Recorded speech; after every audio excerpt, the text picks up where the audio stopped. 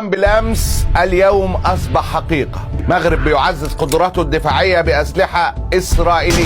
المغرب بيستلم أولى شحنات النظام الدفاعي باراك MX من جيش الاحتلال. بعديها بكام يوم المغرب وقع صفقة عسكرية مع جيش الاحتلال لشراء 200 دبابة إسرائيلي مركبة. الإعلام العبري بيحتفل بتلك الصفقة التي أنعشت اقتصاد الاحتلال بشكل كبير. واقع أكد حصول المغرب عليها من تل أبيب بقيمة $500 مليار.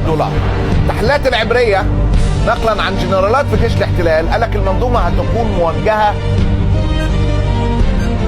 نحو أرض وشعب الشقيقة العربية الجزائر في حالة اشتعال الأزمة بين البلدين. دي تحليلات الجنرالات في جيش الاحتلال بعنوان صنع في إسرائيل أو